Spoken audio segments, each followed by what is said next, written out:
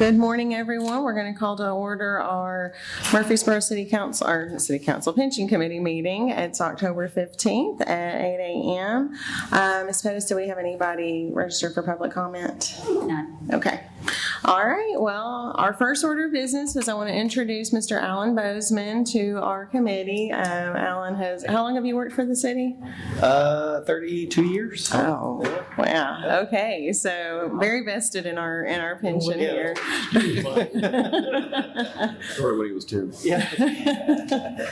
Alan serves as our communications director. So all of this, everything that you see in here, plus everything on City TV and all that is under his umbrella.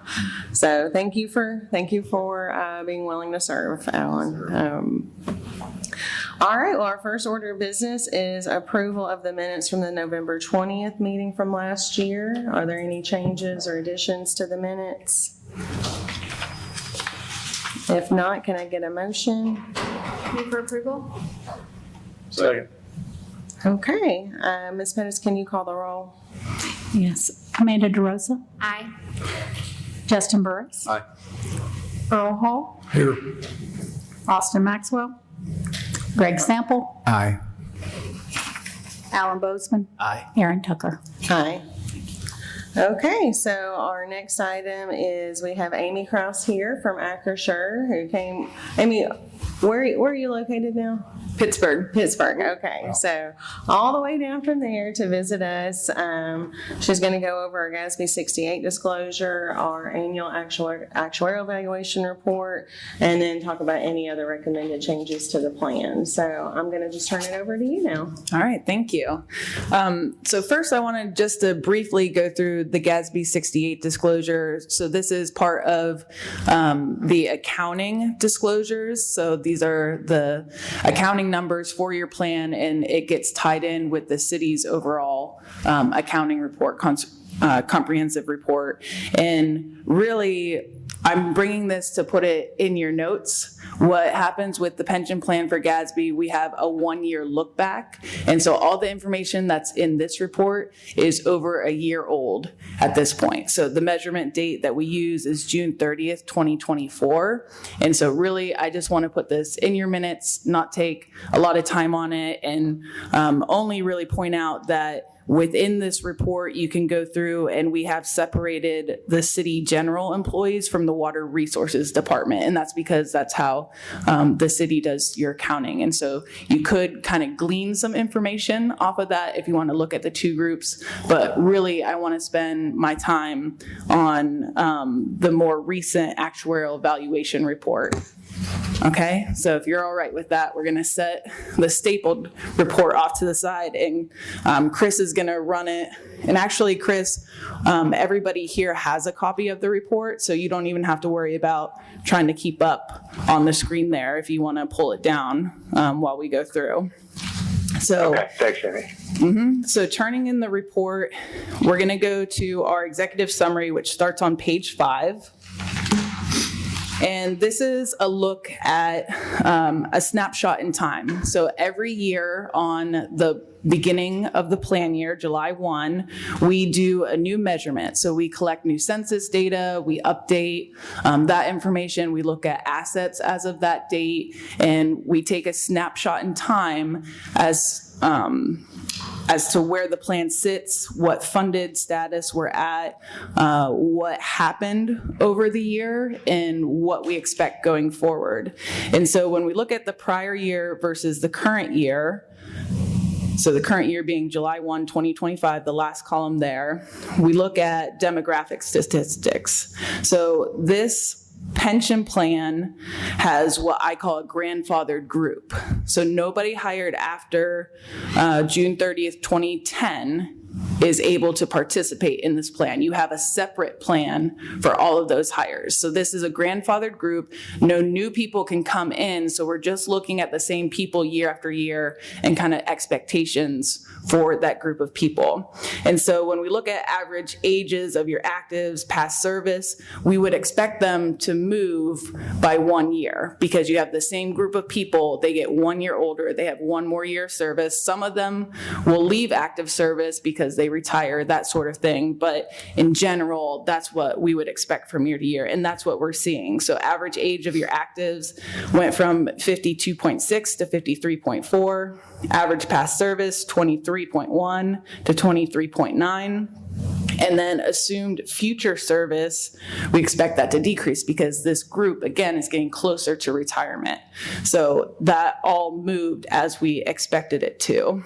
And then for our inactives, we have a pretty similar average age of your inactives in payment of 70 years. And then the average monthly benefit that you're providing to those inactives in payment increased slightly to $1,952 per month is the benefit that you're providing.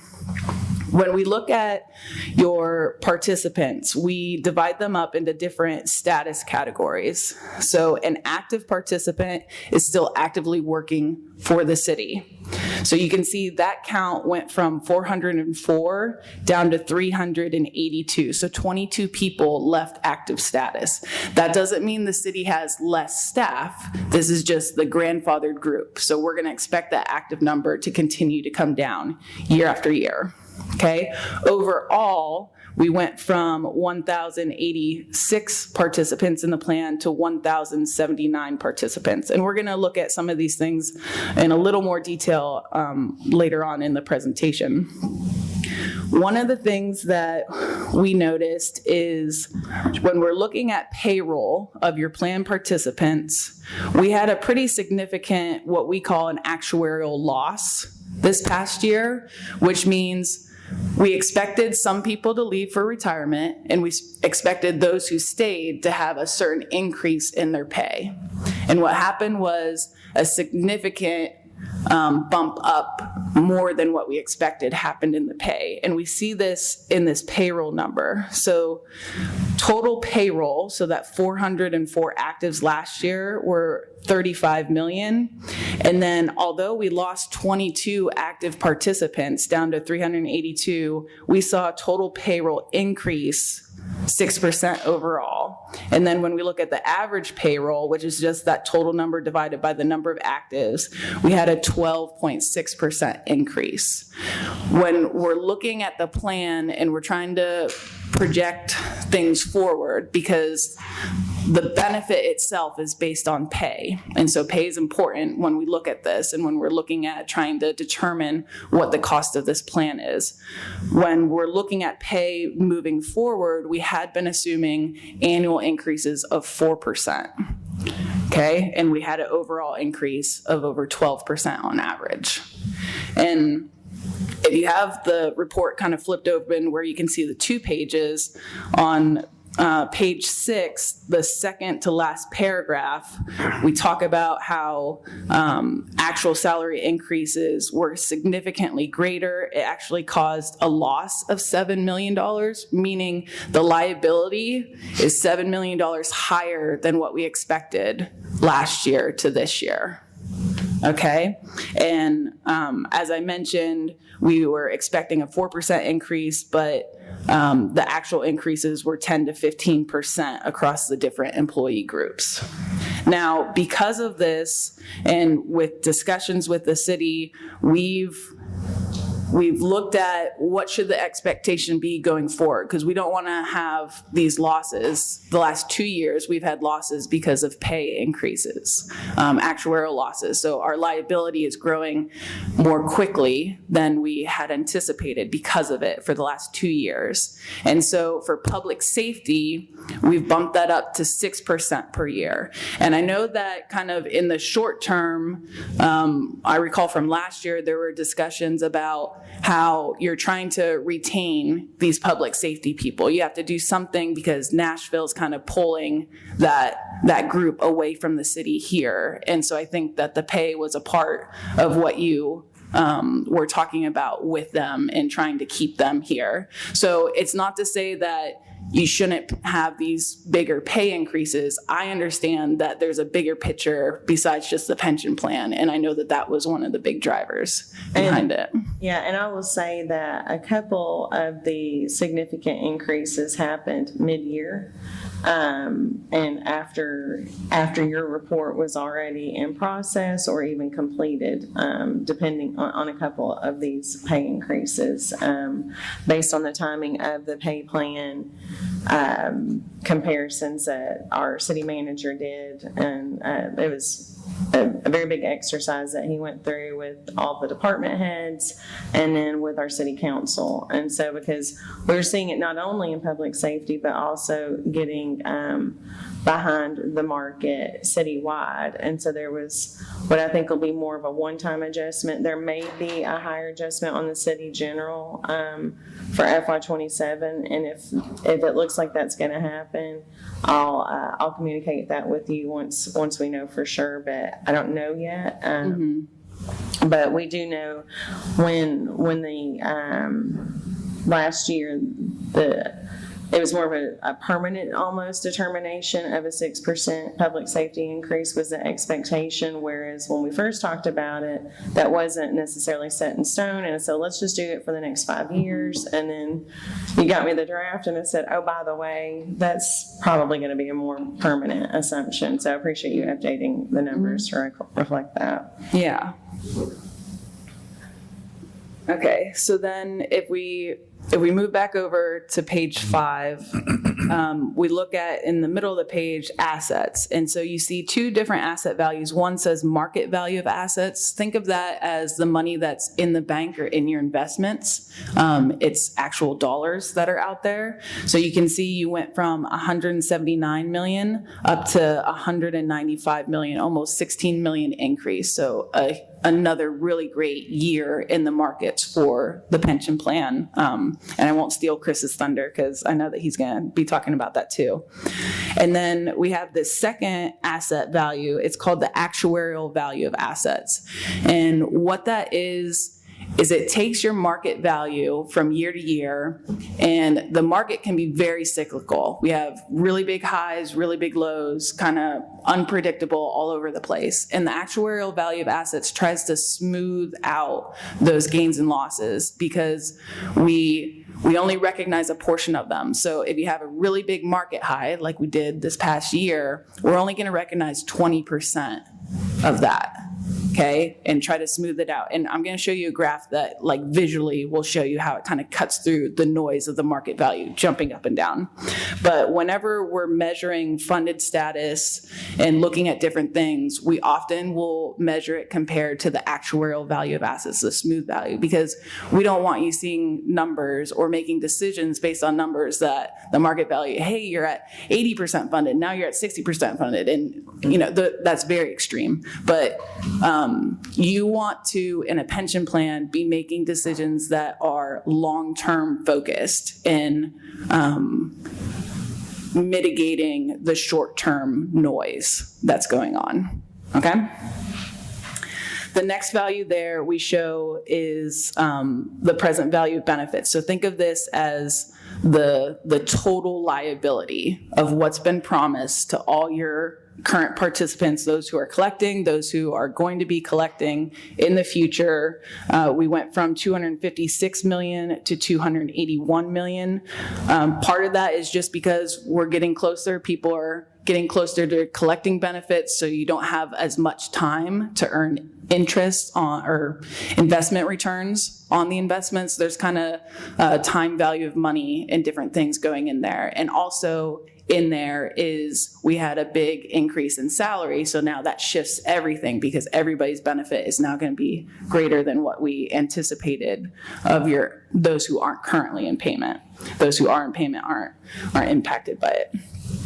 The next item is called normal cost. This is an actuarial term, and the best way to think about it is what is the cost for the current upcoming year of benefits for my active group. So let's say the assets we had in the plan were equal to accrued liability, so we're on track for funding, okay? But you have actives who are earning an additional year of service, they're expected to increase their pay, so on and so forth. So how much money do I need to put in the bank now, today, for this coming year for that additional service that they're accruing.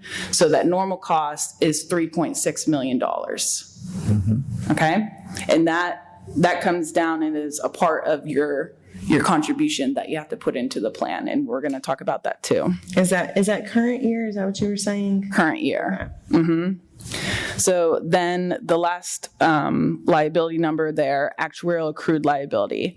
So the $252 million, that is if all of the assumptions that we have for how long people are going to live, when they're going to retire, what their pay increases are going to be, all those different things, if all that pans out in a perfect world, $252 million is what you need to have in the bank in investments right now in the plan to be on track. Okay? When we compare that liability to our actuarial value of the $193 million, we see that we're short about $59 million. Okay, so that's why our funded ratio is 77%.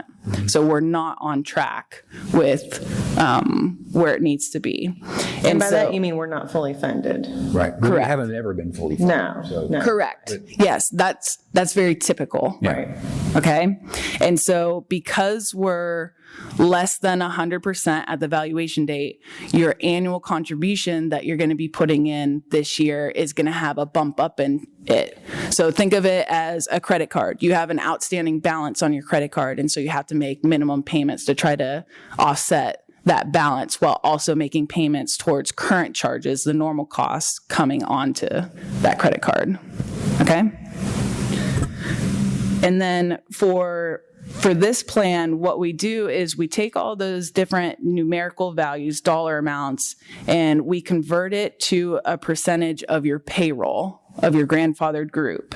And so you can see that very last section, for the normal cost, that $3.6 million, when we divide it by your payroll, it's about 9.69% of the payroll. So the city, every time payroll is run for this group of actives, 9.69% is going to be taken out, not taken out of their paycheck, but that amount will be determined with the payroll, and the city will contribute that amount to the pension plan.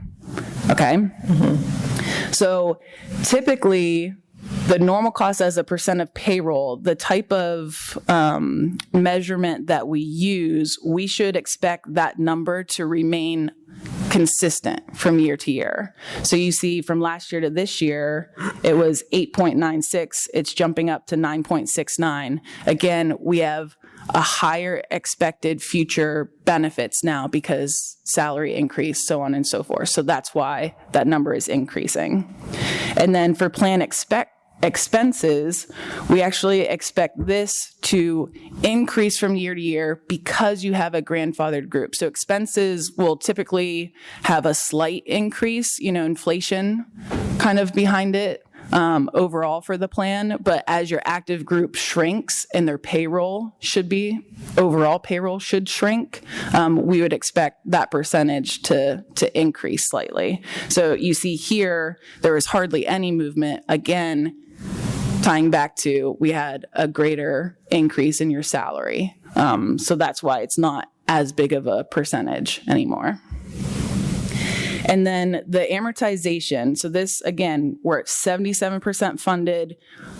So there's a component in here that says we have to get to full funding by a certain point in the future. And so in order to do that, we have to set aside 15% of the underlying payroll this year. And what's that amortization period?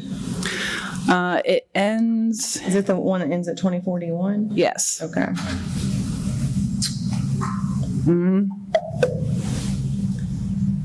Okay, and I am going to touch some of these a little bit more as we go on. Always feel free to stop and ask any questions along the way.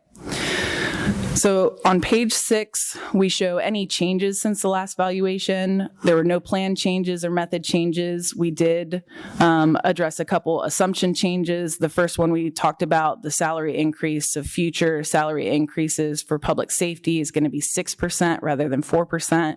And any non-public safety remains at the 4%. And we'll look at that again next year. Again, we don't want kind of the noise of the short term to set the stage for the long term, what that might be. Okay? Yeah, and I do want to point out to the committee that there have been times in the past where there's been more significant raises than actuarially assumed, and it hasn't had an impact. But these last few years, public safety has been a really big consideration for city council because of how much turnover we were having. And so they just made a lot of significant adjustments that have really become more of a permanent thing so that we can maintain. And I will say it's been very successful. I mean, Mr. Wilkerson, our HR director, can tell you we have very little turnover compared to huge vacancy rates in police and fire. So, but because it has become more of a consistent thing, we reached out to Amy last year about saying we need to go ahead and adjust this to expect it long term. Okay. The other assumption change that we made is there was a newly published mortality study for public plans. We had been using what was labeled Pub 2010, and now there was a Pub 2016 that was actually just released earlier this year, or maybe at the end of last year. And so we've just reflected that. It's whenever you have later iterations of those studies, it really just reflects a few more years of actual experience kind of behind the study. And you can see by adjusting to the newest table, there's actually a decrease in your expected liability with it. And did you say that a new mortality table was expected pretty soon too, or? No, not from this. Okay. So we have what's most recent. We do have. You have a base table, base mortality rates, and then we also have what's called mortality improvement. So the idea behind that is medicine will advance, different technology will advance that will extend future lifetimes. So a 65-year-old today has a shorter expected future lifetime than a 65-year-old 20 years from now. Mm-hmm. And so we have within our assumption this mortality improvement, and that had been a new table had been released each year until COVID hit, and everybody was like, we don't know what to do with this. And so I think that they're waiting until so many years post-COVID to kind of see what that future impact is going to be. And so right now we still have what's called MP 2021 as our mortality improvement plan, and eventually there'll be a new scale that comes out, and we'll consider that in the future. Okay.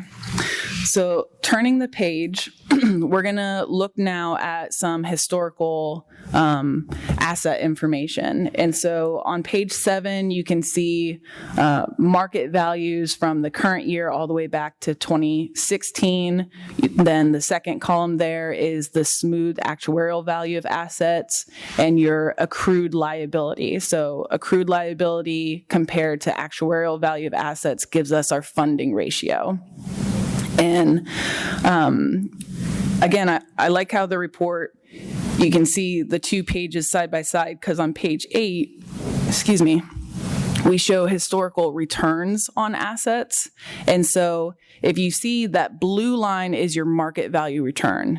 So again, a lot of noise, okay? A lot of noise going on. The purple line is the return that we expect in the long run, okay? So that's kind of our target that we're trying to hit. That smooth actuarial value of assets is the brown line. You see how it cuts through the noise of the market value returns that are jumping all over the place? That brown line kind of cuts through that and is going right around that long-term rate of return where we want it to be.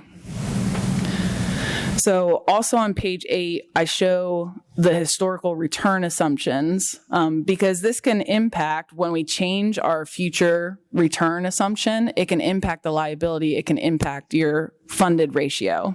And so you see that in 2018, we had 7.25, and then 2019, we lowered it to 7%.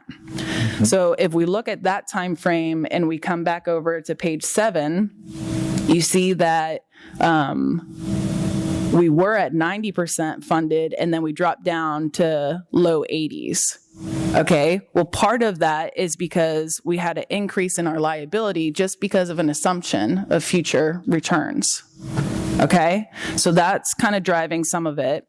And then if we look at the market value of assets between 21 and 22, the market, everybody had huge losses. Okay, nobody was outside of that. So we went from 177 million down to 154 million dollars. But for the actuarial value of assets, we still haven't fully recognized that drop yet. There's still another 6 million of it that's sitting out there waiting until next year to be fully recognized. And so that 1 year of downturn in the market has drug this smooth value down. And so you don't see huge changes in the funding ratio, even when that big loss occurred. So it was 82% funded right after the loss. If we had been measuring it based on market value, you would have dropped to 75% funded. Mm-hmm. Okay. I want to just briefly, we're going to come back this way, but I want to jump to page 18. So page 18 is going to show you how the actuarial value of assets is determined. So you can see in that investment gain or loss. So when we talk about a gain or loss, that means if you achieved greater than 7% return, you had a gain. If you had less than 7% return, you had a loss. So a loss does not mean a negative market value return. It just means less than the 7% that was expected.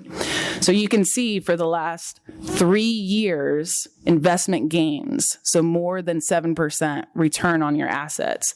But you see that plan year 6/30/22, $33.5 million loss. Huge. But net it with the 21, and it's not as bad. Yeah. Yes. Oh, I know, that hurt. It hurt. So in the very last column, it says gain or loss deferred. So $6.7 million is going to finally fully recognize it next year. Okay.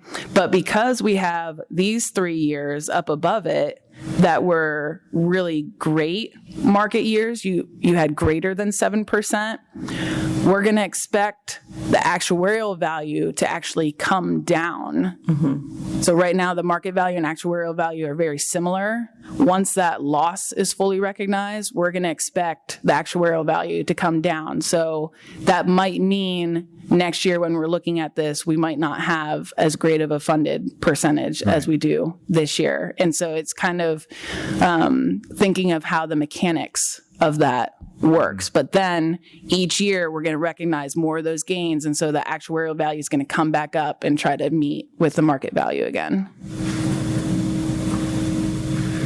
All right. So let's flip back over to page 9. Thanks, Chris. You're jumping all around for me. All right, on page 9, we look at cash flows of the plan. So this is contributions coming in, benefit payments going out, expenses going out, and the net of that is our net cash flow. So you can see for the current year, the net cash flow was less of a negative at $2.3 million. A negative net cash flow doesn't mean anything bad. Okay, this plan is a mature plan. It's also a grandfathered plan. So you have less active, less kind of contributions for the active group coming in and more emphasis on benefit payments going out. But what it means to have a negative cash flow is that Chris and his team, when they're looking at your underlying investments, whatever that net negative contributions coming in doesn't cover benefit payments and expenses going out, that has to come out of investments. And so that's a liquidity consideration that Chris and his team have to consider. And so again, it's not a bad thing. It's great. You have benefit payments going out. You're paying these individuals what you've promised them. That's a good thing. It's just something that Chris and his team will consider for cash flows. And then on page 10, these are what we expect benefit payments to be going forward. So you can see it's increasing year after year, which means we're expecting more and more retirements to come year after year. The silver tsunami. I will tell you this year we've doubled the number of people that we expected that are about to start drawing benefits that are, I shouldn't say expected, but over from last year that are about to hit the pension. Right now they're drawing out benefits on the city side, and then Because by 2030, every boomer will be 65. yeah. Yeah. So I mean, it's gonna be a mad rush over the, I think, next 5 to 7 years. it's going to be huge. Out the door. We can actually look at that for this group. So if you turn a couple pages to page 13, we have broken down here, we separated public safety because they have different retirement eligibility than non-public safety. So there's two tables. The one on the bottom is public safety. The one on top is everybody else. So the top portion, your normal retirement eligibility is 65 years of age and 5 years of service. So basically the last two columns. So you see the total 14 and 6. So 20 are currently eligible for normal retirement benefits. They can retire at any time, have full benefits. Your early retirement for that group is 55 years of age and 25 years of service. And so when I kind of box those numbers out, I get an additional 50 people are eligible for early retirement and can leave when they want with a reduced benefit. How many years of service did you say? There were 20 normal retirement, 25 years, 55 and 25 years for early retirement. You also have a 62 and 20. No, our plan is 55 and 30 years of service. That's normal retirement. She's talking about early retirement. So you can retire early at 55 with 25 years of service? Yes, with a reduced benefit, and at 62 and 20. Okay. I And thought- 80%, is it you? What do you get? What's the penalty you pay? I thought you had to have 30 years of service to retire at 55. To get a full pension, like If you're 55 and 30, you can retire at full benefits. full benefits, yes. Yeah. Otherwise, you got to wait till you're 65. Or 62. 62 and 20, Yeah. or 55 and 25. Yeah. Okay. And we've Yeah, had a and few that- take that this year. So page 24 has the plan provisions kind of summary. So that actually shows the eligibility for normal versus early, and then the benefit normal versus early. So if you leave with an early retirement benefit, it's actuarially reduced. And so there's an interest rate and mortality that creates a set of factors based on your age at retirement, and it would be reduced for that. I don't see the 55 and 25. Am I missing that? Which section is that in? So under early retirement eligibility, Oh, I'm sorry. it says all others, age 55 and 25 years of employment, or age 62 and 20 years of employment.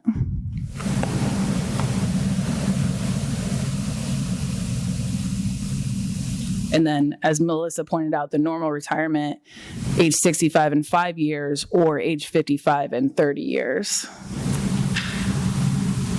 So what, go ahead.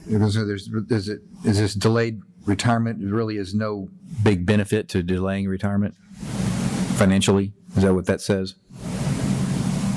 No, you'd be crazy not to take Yeah. your pension if you're not working anymore. Right, but Yeah, if if you it- continue to work past Yes. 65, Yeah, there's, there's really no benefit.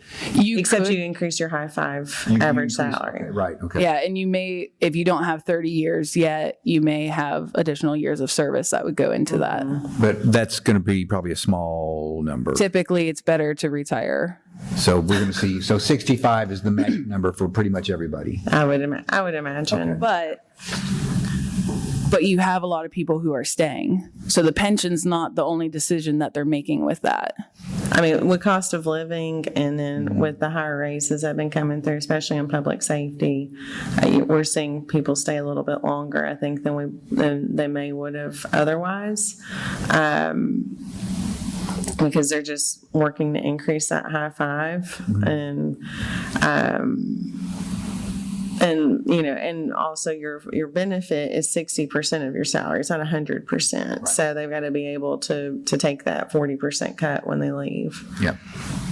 Yeah, in our assumptions based on underlying data, only 20% of your police and firefighters retire at 55.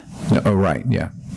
So, and then the same thing with the general employees. We have retirement assumptions that go out to age 70. And that shows why you have so many who are currently eligible, because people are waiting and going longer. They're not going at first eligibility. Okay. Okay. So if you turn back one page, looking at on page 11, participant counts by status. Again, this is just to kind of give you a historical what we've seen in those different buckets. So I don't think I ever finished explaining how we categorize them, but actively working for the city, earning more benefits. Terminated vested means they previously worked for the city. They have left employment. They're vested in their benefit, but they're not eligible for it yet. They have to wait until age 65 before they can come back and collect it. So as of the valuation date, there's 261 in that category who have a vested benefit, aren't connected with the city anymore, and will come back at age 65 to start. And 375 retirees who are currently collecting benefits, and 61 surviving beneficiaries. So page 12 just shows how they moved from one year to the next. We had 28 retirements over the last year, and I expect that number to continue to be double digits for the next several years. 15 deaths. And some of those deaths, they had surviving beneficiaries that came on and are collecting. So turning the page, we're going to go to page 14. This is looking at all those inactives and a breakdown based on their current ages and then the average monthly benefit that they're receiving. And so you can see for your retired group, on average, the 375 people are collecting $2,111 a month. Your survivors, 61 of them, it's about half your retirees, which is typical because you have an option for 50% joint survivor, 75, 100. There's some certain only individuals in there, so that's pretty typical that they're about half. No disableds. And then for the term vesteds, those 261 individuals, their average benefit is $778. So their benefits on average are less than your retirees because they left work earlier than they otherwise would have. And so they don't have as many years of service that are going into that formula. So it's typical that they have a smaller amount. And you notice that there's none after age 65. And I know that the city does a good job as people are approaching 65 of making sure they're getting in contact, making sure they're getting them set up for retirement and payments to begin.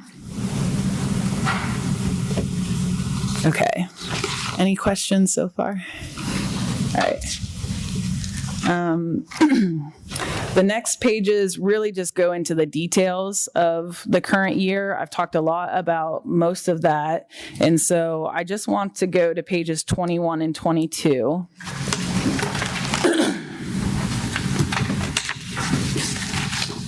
and talk a little bit about the contribution. Chris, you can go to page 22. I'm going to spend most of the time there.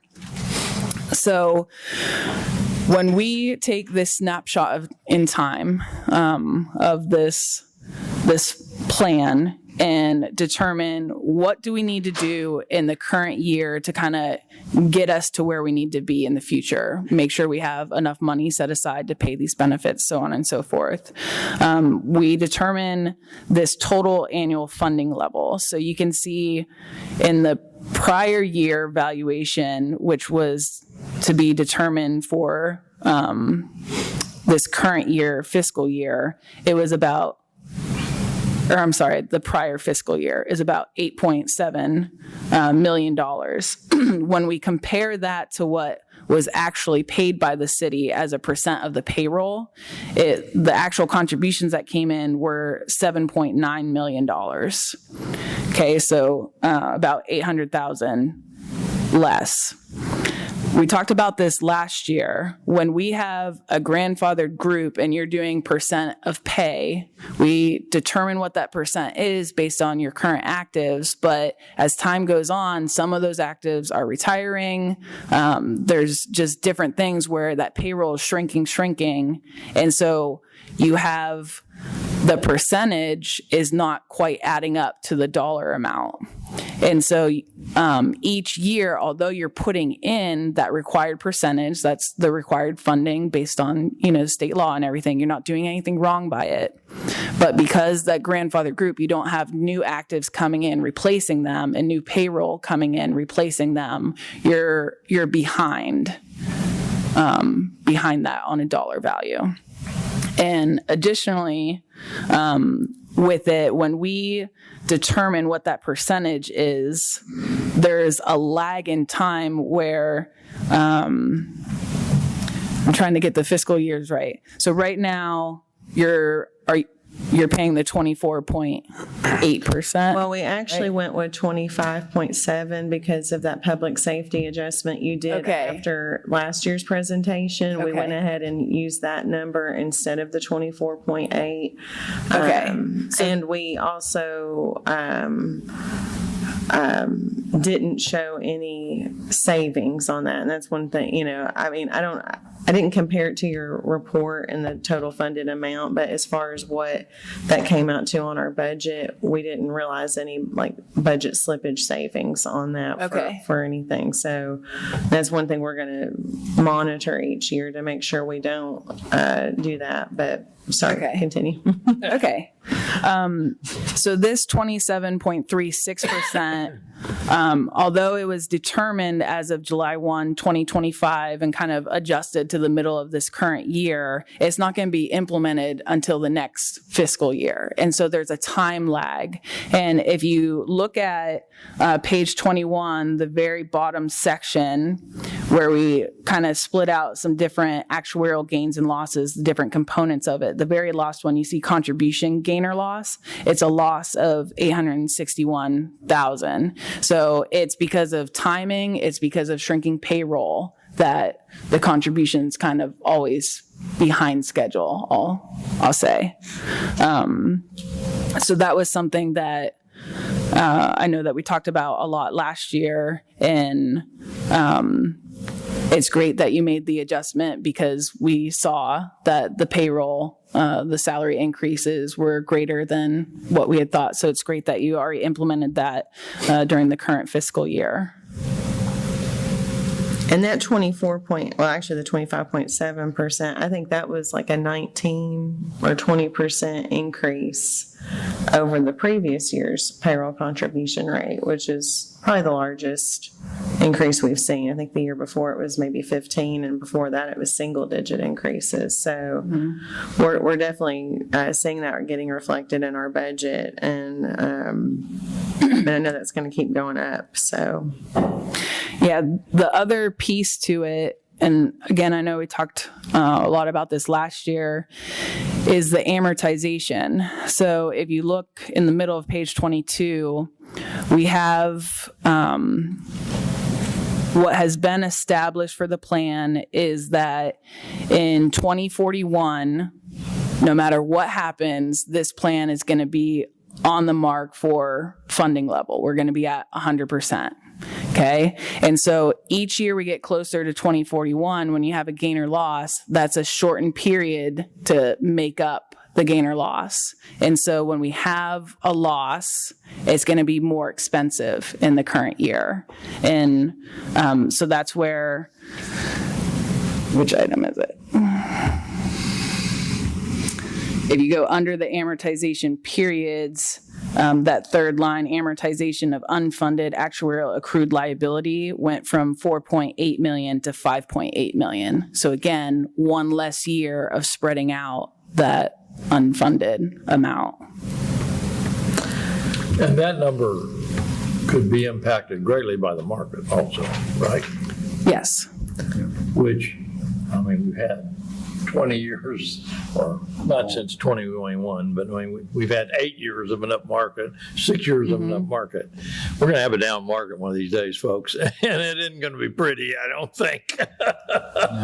And we talked about having like a rolling 15-year, going beyond 2041, right? Once we, like, maybe starting next year, I guess. Yeah, so there's another method that you can put in place that is more sustainable to a long-term budget. Instead of having at this date is going to be this, you basically look at each year individually, and I say, okay, what happened this year, gain or loss? I'm going to spread it over 15-year period. And then what happens the next year, gain or loss? I'm going to spread it over a new 15-year period. So now the prior year, I have 14 years left to pay over that gain or loss, and now the new one that I'm establishing, I have a new 15 years. And so it's kind of like a rolling 15-year to try to spread it out. Again, because it could be significant. When we get to 2041, if you still have this in place and there's a huge downturn in the market,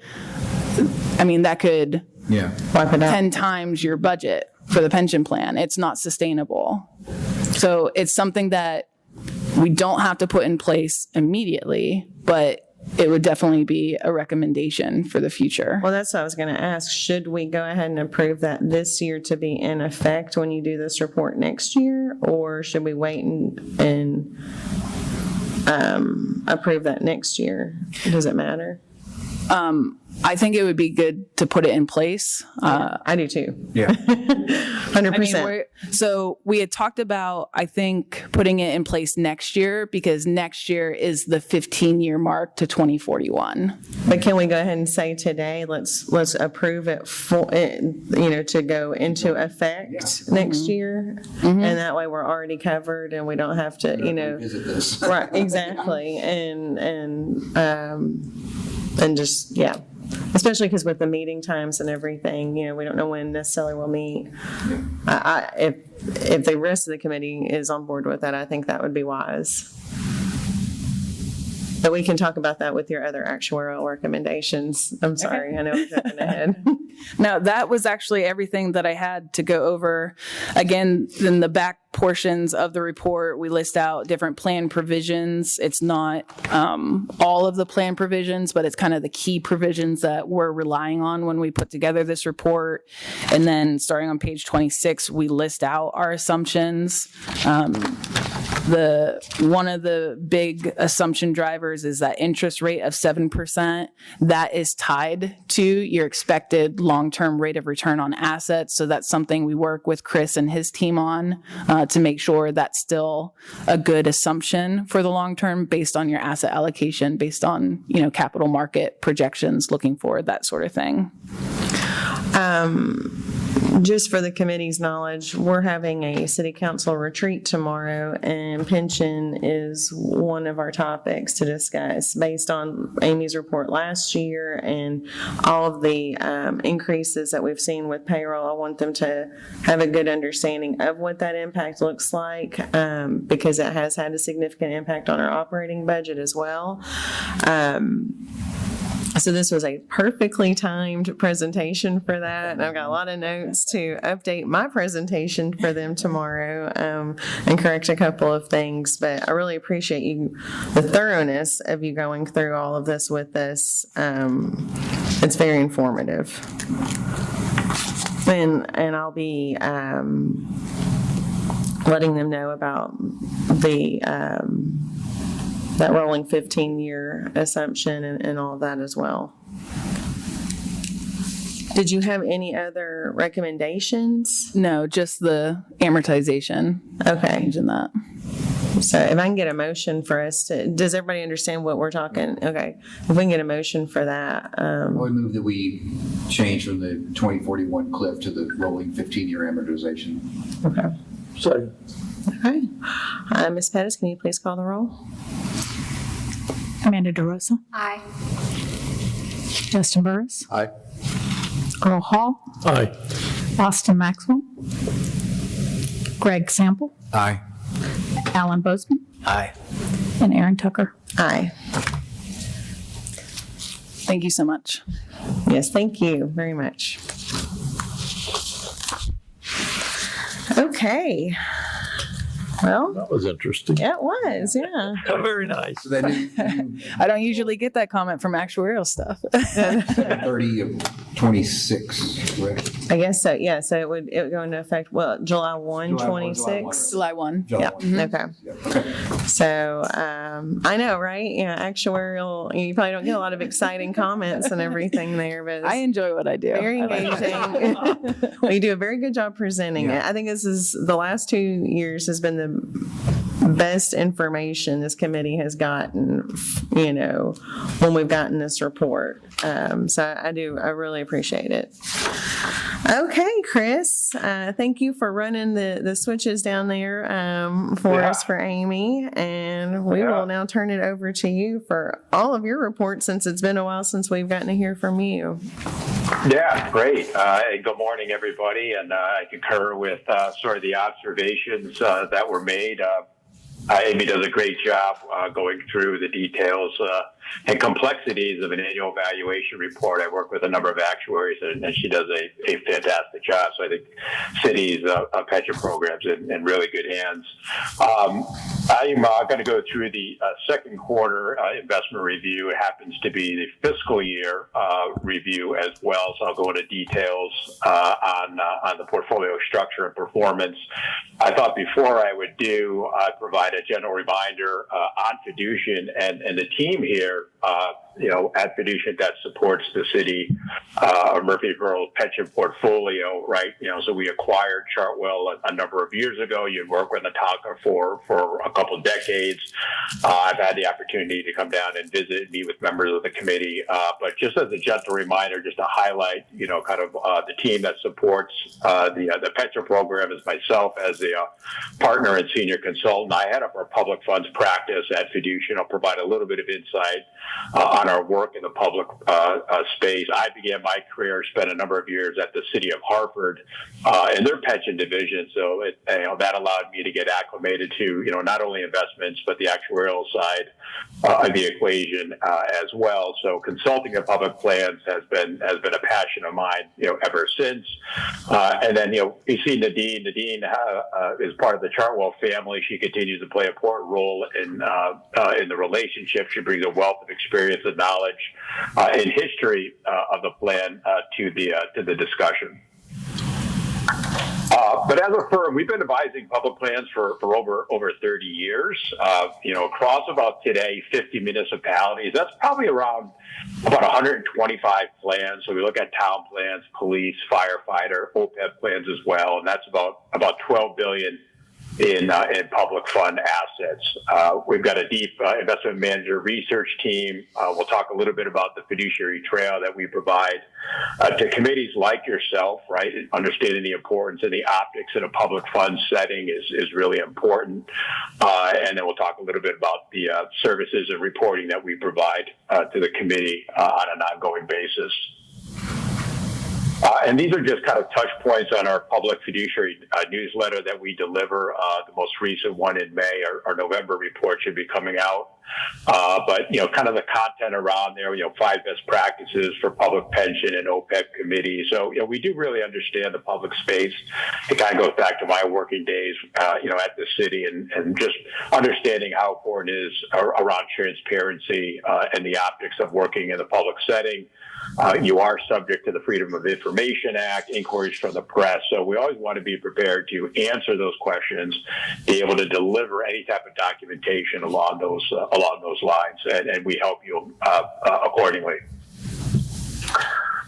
So that's a little bit about just a gentle reminder on Fiducian and the team and the support that we provide to the city's pension portfolio. What I want to highlight is some portfolio focus points before we talk about capital market performance and then get a little bit granular on the portfolio itself. As Amy articulated, as you saw in the valuation report, we had the 3rd consecutive fiscal year that the pension portfolio delivered actuarial gains. So we had some outsized gains here in 2025. We'll get into that in a little bit more detail.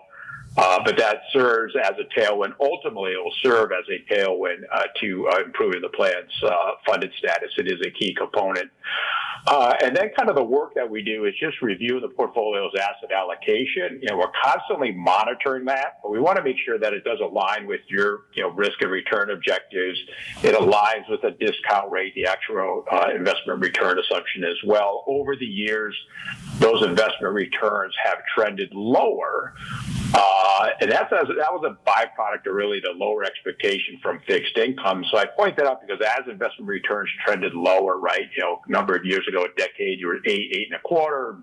Now we're seeing 6.75, 7.25. Investment portfolios really haven't changed in terms of the risk profile because you still had to harvest returns from other areas of the capital markets. But with the restoration of fixed income and higher yields, it's really allowed us to maybe step into fixed income a little bit more. So the last time we kind of review the portfolio's asset allocation, and we do that no less than annually, right? We do some asset allocation modeling. We use our most recent capital market assumptions. We targeted a long-term allocation of 44% to fixed income, and we would get there judiciously. So we've taken a couple of steps here and there. We think it's been a good approach. We do a dollar cost averaging. We look at yields. We look at Fed policy. We look at valuations, and then we'd come back and say, hey, now's an opportune time to maybe take a step forward. So it's been a good approach. One, we've benefited from the return profile of fixed income, but we've also really enhanced the return profile because we still have that overweight to equities. And then I think, kind of, a little bit more granular in the portfolio, and I'll talk about this a little bit more, right? When we look at the portfolio itself, right, within the fixed income asset class, is there an opportunity to look at a flexible fixed income manager? Today we have kind of a core plus mandate. We have a little modest allocation to high yield. We look at the real assets allocation, real assets in REIT, the sizing of that allocation today going forward. Do we look at consolidating some of the managers? We have managers with maybe duplicative strategies in there. And then we look at the sizing of domestic small cap equity positions as well. And then I think one last takeaway, and I'll talk about this as we move forward, is maybe the role indexing can play within the portfolio, particularly within the U.S. equity market. Right, over the last 2 years, it's been a challenging environment for active management. A lot of these indices are cap weighted. The market's been very concentrated. Low quality stocks have done very well.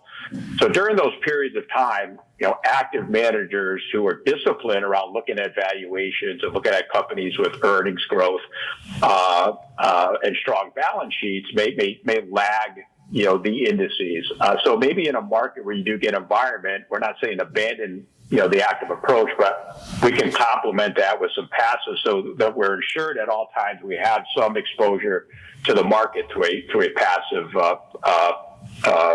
approach.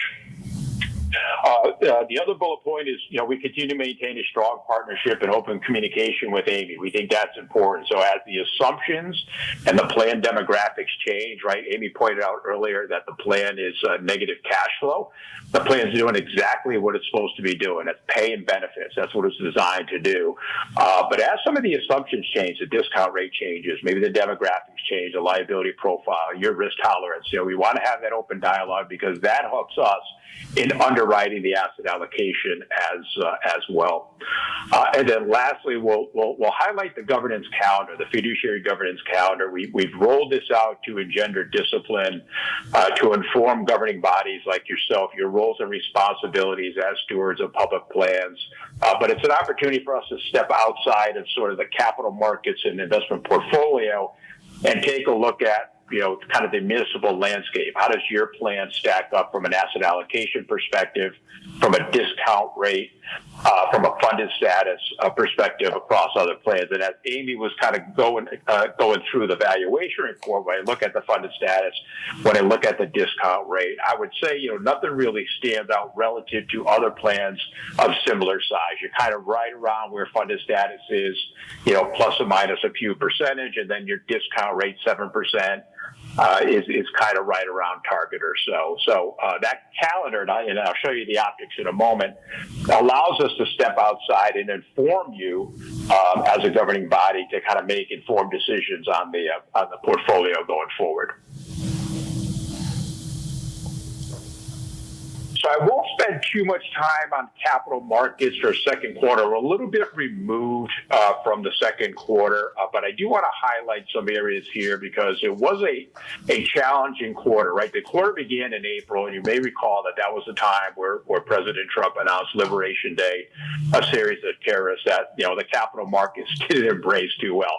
And the markets really sold off pretty sharply, right? And then, several days later, he actually pulled back on implementing those tariffs, kind of a reprieve, if you will, and the markets, rallied significantly. I think the Dow was up, 3,000 points in a single day, and then we got a little bit more clarity in May and June around tariff policies and around the economy, and so investor sentiment improved, and we really had strong results from equities really across the board, and positive results from fixed income. So, core fixed income was up 1.2%. It was up 4% on a year-to-date basis. So fixed income is really providing that important return profile that was sorely missed for a decade, right? You really couldn't harvest any return from fixed income for so long because interest rates were so low that you had to take risk in other areas of the portfolio. So you'll see a year-to-date return for fixed income was 4%. As we speak today, fixed income is up about 6% at the end of September. So, interest rates have come down throughout the year. That's an inverse relationship with bond prices. Bond prices have moved higher. So fixed income has provided that important balance in the portfolio setting. As you move to the middle of the page, the theme around equities, U.S. equities trended higher, right? Large cap dominating over small cap for the quarter and year to date. But the real theme, I think, here that we've seen in the second quarter, year to date through June 30th, and also continuing, is the outsized returns from international equities, which we have an allocation to, right? So I'm sure Natalka has come out over the years, and she's going through the investment report, and she's talking about the capital markets and how the U.S. markets have been kind of generating a significant amount of the return profile, and then you kind of get to the international markets, and the returns were 1 or 2%, and people are like, "Why do we have money in the international markets? The U.S. is a place to be." Well, the U.S. market is clearly being led by technology. When you go outside the U.S. borders, technology has a lesser of a role, and valuations are much more attractive in the international markets. The dollar weakened on some of the policy initiatives outlined out of Washington. So international markets have been the clear winner. You can see developed markets. When I talk about developed, think about Eurozone and Japan as an example, up 11.8% for the quarter alone. And then look at that year-to-date number at about 19.4. As we speak today, year-to-date, that number is about 25% at the end of September for international markets. And then emerging markets, think about China, Latin America, India, as an example. We're up 12% and 15% on a year-to-date basis. So these strong returns served as a meaningful tailwind to the quarterly performance results and ultimately the plan's fiscal year results. And so let me jump into the portfolio around the asset allocation before I get into investment returns. So here's the portfolio at the end of the fiscal year, ending June 30th, second quarter for the calendar year. Total assets, $194.8 million. Short-term liquidity is a byproduct of the need for benefit payments. We're not tactically making a play here on having money in cash. It's really to meet benefit payments. And then you'll see within fixed income, our asset allocation at the end of June was 38.7. Our target, a long-term target, is about 44%, and we've taken gradual steps to kind of get to 44. So, that's going to be achieved through a dollar cost averaging strategy based on our capital market environment, the shape of the yield curve, Fed policy, et cetera. And then we got Pinnacle, Baird, and Lord Abbett, which is a conservative high yield manager, a modest 1% allocation. That rounds out the fixed income allocation. It is a very high credit quality. We have a slide in here that focuses in on credit quality. So we don't like to take a lot of risk in the fixed income portfolio. We like to say we buy bonds so we can sleep at night, but take risk in other areas of the portfolio, right? Domestic equity, international, real assets, and you can see how that is allocated here accordingly. So to my earlier comment, my earlier observation on domestic equity, you'll see that we're at 27% right now. Our ultimate target will be around 21%. But within that equity component, you'll see that we have Pinnacle and Brandywine as large cap active managers, right? So, our thinking is, maybe on a go-forward basis, an allocation to the S&P 500 gets us exposure to the U.S. market to a low-cost index structure. Within mid-cap, we can get an index strategy, kind of right in the middle there between Harbor and Janus, a small-cap index strategy between America and Vanguard. That just gives us to exposure to the market when we've got a lot of momentum, right? So we're always going to get that market exposure. And then over time, you're looking at the active managers to add value, and either we get a little bit of a dislocation in the market or when the market starts focusing a little bit on fundamentals. But it has been a challenging environment for active managers. If you look at the composition of some of these indices, small cap indices, some 45% of the index are made up of non-earners, non-profitable companies. Those have been the clear winners. Unfortunately, managers with a discipline around valuations aren't going to buy those type of companies. So Henderson, as an example, America Century, they're not going to buy those companies that are non-earners, which have been clear winners. But having a modest allocation to sort of an index low-cost strategy to complement the active managers can ensure that we have exposure at all time. Can I ask you a question? Yeah, absolutely. Please stop me at any time. Okay. I'm not a big index guy, so I don't know how you're going to take this question, but are we not paying you to find active managers who are very good at what they do and continue to be very good at what they do, instead of just setting our money in an index fund and saying, okay, let's try to beat the market by 1%, or let's try to do what the market's doing? Yeah, I don't recall being in the S&P before, have we? Yeah. So I think you raise a great point. Yes, at the end of the day, when we have active managers, we look for them to add incremental return above the benchmark over time. And I think we need to be patient. So if you look at sort of the most recent market cycle that we've had over the last, say, 18 months, 24 months, it's clearly been a challenge for active managers simply because of the concentration within the index and the low earners, right? The non-earners in those index, right? 48% in the small cap space are non-earners, unprofitable companies, have done very well. Our active managers that are disciplined around that and not owning those stocks will ultimately underperform the index. So all I would ask for the committee is just, if we have active managers, we like to say you need to be patient. There's going to be periods of time where active managers do very well. There's going to be periods of time where active managers underperform. We also have a white paper that we produce each year where we look at active managers, and what we found is that even the best managers, right, even the best managers who have great track records, are going to have a 2 or 3 year period where they're going to underperform the market. So we just need to be sensitive of that. Again, I'm not advocating we abandon active completely. My comment is that if you look at Pinnacle and Brandywine, we've got, let's just round up 20%. In large cap actively managed, maybe a 5% allocation to the S&P ensures that we've got exposure to the market in periods where the market is rewarding momentum style investing, but we still have the active managers that we think over time could add some value. So you're recommending taking from Pinnacle and Brandywine versus like the mid cap or small caps there? I skipped ahead to page 31 and 32, looking at where the comparison to the indexes are.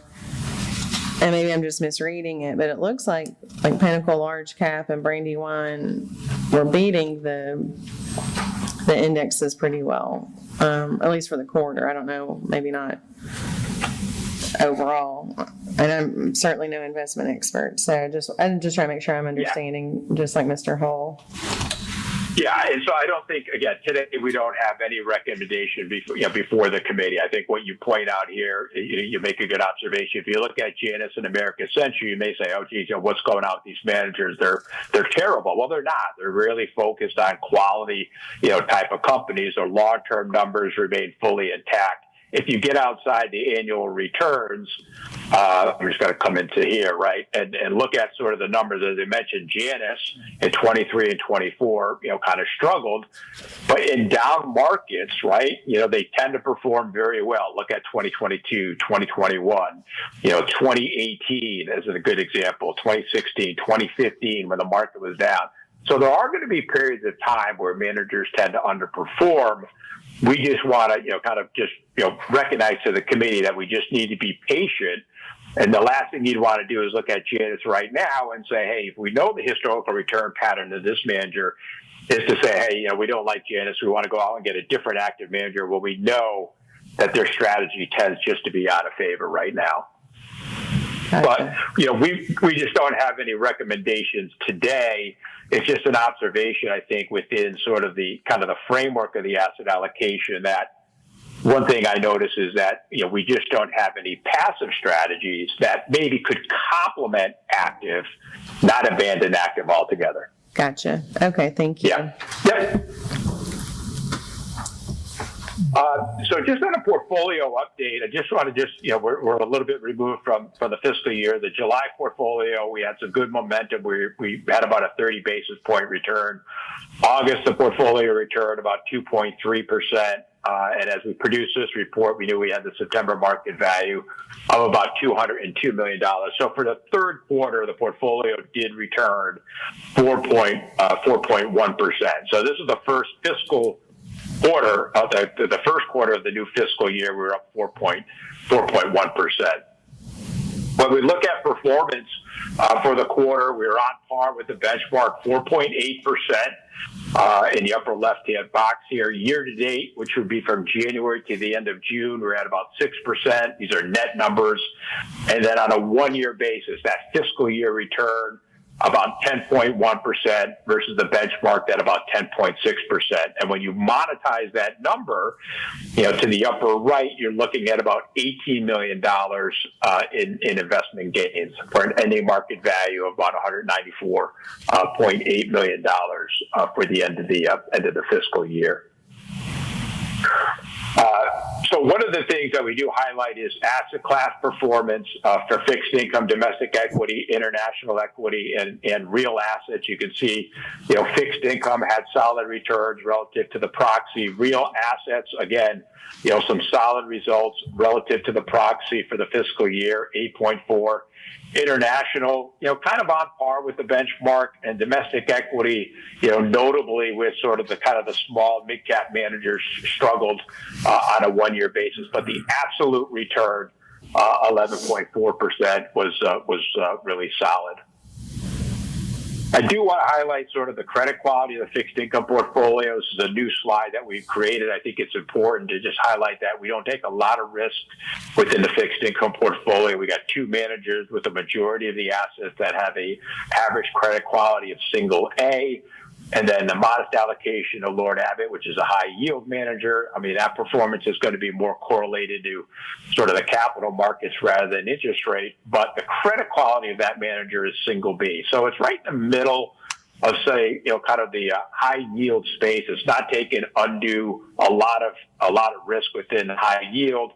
And that's been the area that's done very well, has been the low quality, riskier segments of the market. So when markets are risk on, we would expect Lord Abbett maybe to provide an attractive return, but maybe trail peers that are much more aggressive. But I think the takeaway from this slide, if there are inquiries, is that we've got a high quality fixed income portfolio with 3 real good managers. Great. Yeah. Just a little bit on our manager research group. I mean, I think the takeaway here is kind of the depth of the team, right? We have our manager research forum, we have our investment committee, and we have our capital markets research team. And it is a collaborative effort, the way we look at managers, the way we include managers within our client portfolio. So each of these committees collaborate around ideas, capital markets research, how we develop our capital market assumptions, when we model the asset allocation and expected return profile for the portfolio. And then our manager research forum is really tasked with manager due diligence. And that's ongoing due diligence, right? We've got a proprietary database, and it's important, around the review and approval process, and then communication to you as a client around manager performance as well. And just a gentle reminder on the status of the investments, right? We classify them in a couple ways. Maintain is that, the strategy continues to meet our quantitative and qualitative standards. We are patient with managers who recognize the cyclical nature of investing.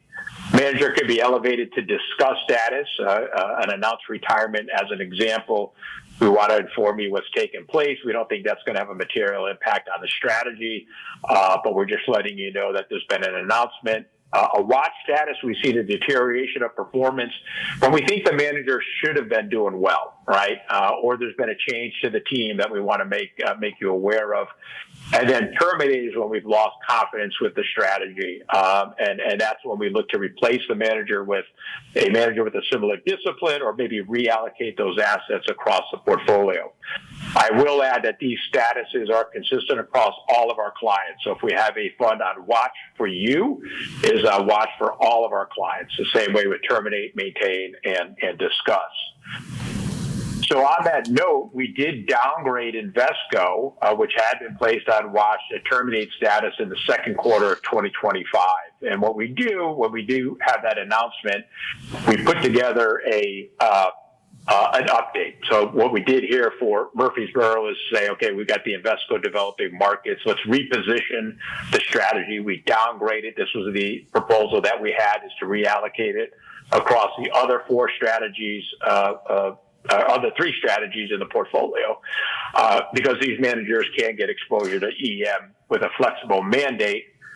And then, kind of more importantly, we put together a flash memo, right? This articulates why it was downgraded from watch to terminate. We did an on-site visit.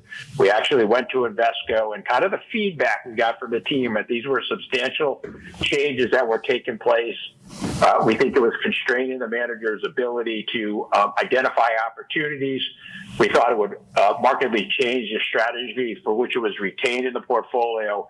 And we made a decision within the manager research group and the forum to terminate the strategy. And that status, was downgraded to terminate. And then that is shared across all of our clients that have Invesco developing markets in the portfolio. So this serves to kind of memorialize the process for the committee. We then worked with the pension group to pension committee to reallocate those money. This was a cash flow worksheet, an example that dovetailed to the recommendation to reallocate those monies across the existing managers that we have. We like it when managers have a flexible mandate that they can invest in emerging markets opportunistically, and that was the recommendation that we had before the committee.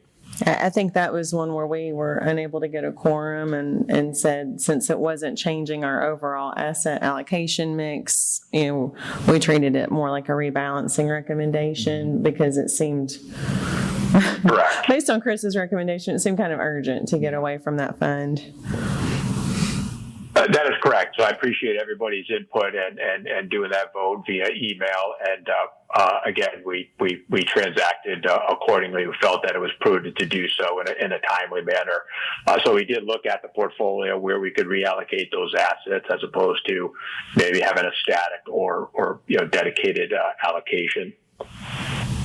Just sort of optics on the kind of the what I would call the auditing lens of our report, right? We provide the beginning market value for the quarter, any contribution, their cash flow during the quarter, gains or losses, and then an ending market value, as you can see here. So that just helps in terms of an auditing trail on activity during the quarter. What I would like to highlight is just kind of the look and feel of the governance calendar. Again, as I mentioned, this governance calendar is an opportunity to step back from the portfolio itself and focus on other areas to help you fulfill your fiduciary responsibilities. So our objective is to drive investment results, but help you fulfill your fiduciary responsibilities and make informed decisions, provide that information and guidance accordingly. So the first quarter, that's where we talk about fiduciary trading. So we do get asked oftentimes, particularly when new members come on board, what is our role and responsibilities as stewards of public fund assets? We're not governed by ERISA, all right? So what is the governance process? Well, each state has a Uniform Prudent Investor Act. Tennessee has one, for example, that clearly outlines kind of duty of loyalty and duty of prudence. So we kind of go through that. We talk about fiduciary best, trading and committee best practices. What do you want to do as a governing body? And it's also an opportunity for us to review a governance document like the investment policy statement to make sure that that language is current and consistent with the goals and objectives of the committee. In the second quarter, which we're at today, right, is an opportunity to step back and look at the fee focus, right? Ensure that we have the lowest cost structure of the portfolio. We look at the liquidity profile, right? There's some plans that we work with that have 25 or 30% allocated to alternative investments like private equity or private real estate, where those assets aren't readily liquid. So that governing body should understand, that there's a portion of the portfolio that is not readily liquid, especially if the plan is negative cash flow. So how do you kind of raise money for benefit payment purposes if 25% of the portfolio is not readily liquid? That can ultimately impact the portfolio's overall asset allocation.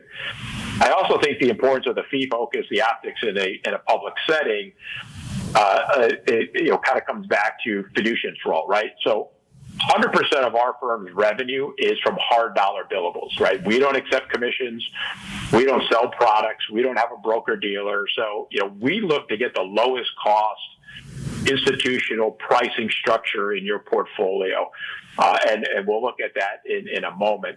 The third quarter, the report that we're preparing now, looks at the municipal landscape. So as I mentioned, we advised over about 120 plans across 50 municipalities, and that allows us to have a robust database. So what we do is we put together some of the optics on what are other plans, municipal plans doing around asset allocation, around discount rate, around funded status. So it gives you an opportunity to step back and say, well, how does Murfreesboro compare to what other plans are doing around sort of asset allocation, around discount rate trends, and around funded status? And then in the fourth quarter, right, we kind of redo our capital market assumptions, rerun the portfolio's asset allocation, sort of a re-underwriting exercise. And the purpose of that is simply to validate that the asset allocation, the underlying structure, is kind of consistent with your goals and objectives. So it's not set it and forget it from our lens. Then again, we're not taking big bets. We're not suggesting we're moving money in and out of equities and fixed income, but it's an opportunity for us to step back and look at the portfolio, making sure that it's efficient, make sure that we have the managers that we want in the roster. So we revisit the asset allocation each year. And you may recall 2 years ago, the portfolio's expected return was a little bit higher because their expectations around fixed income was higher. that information allowed us to step into fixed income on a go-forward basis and inherently reduce some of the volatility in the portfolio. And But for this, yep, sorry. I'm sorry. go ahead. I did want to point out to the committee that Fiduciant did lower their rates for what they charged to the city a few months ago, and we had that contract amendment approved at City Council. I didn't think the pension committee would have a problem with that, and so we just went ahead and took that straight on We to City did. Council. Yeah, so thank you, Aaron. I forgot to mention that. So we talked about our firm's scale, right? As a firm, we have $350 billion under advisement. We're a 250 person shop, but it allows us to use our scale. When we looked across, pricing, we came back to Aaron and said, "Hey, look, in our work in the public space, we think a 20% fee reduction, kind of puts you in line with our other clients. So we value the relationship, and kind of extended that fee reduction, which I believe went into place in June, if I'm not mistaken. I think that's correct. Yep. Yeah. So just if I could, kind of just focus in on the last component of the governance counter, it just really is that fee focus.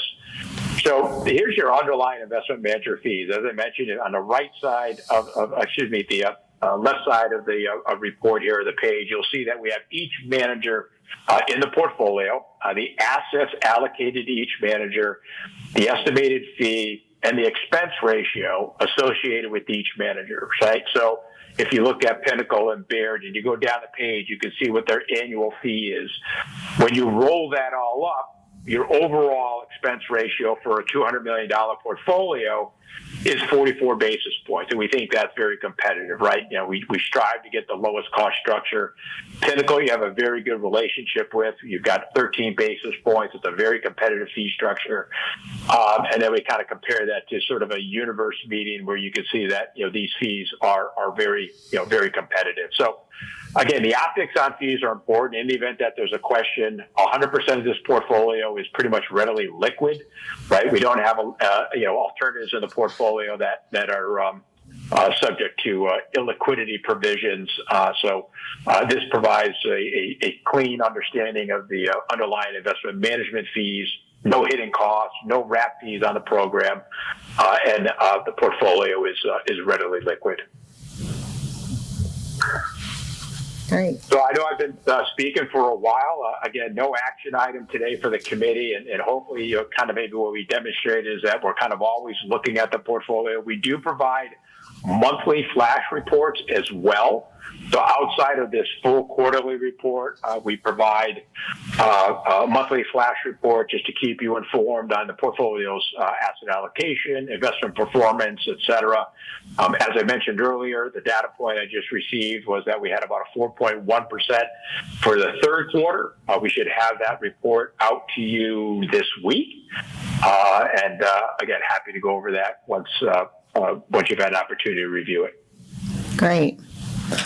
I know I just go straight to that box on the top right of the page that shows how much our gains or losses were this period. Every time I get that flash report, that's my immediate, let me just scroll right there.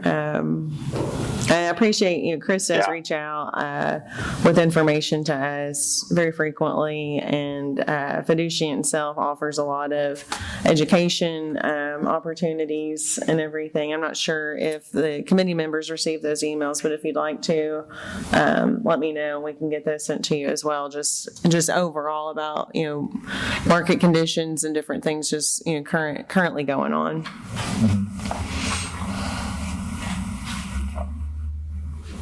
Okay, well, did anybody have any questions for Chris? No. Okay, he had no recommendations for us to consider, so I don't have any other business for the committee. Does anyone else have anything they'd like to mention? Okay, well, I think we're going to go ahead and adjourn this meeting. Thank y'all very much for your time. Thank you. Thank you. Thank you. Thank you, everybody.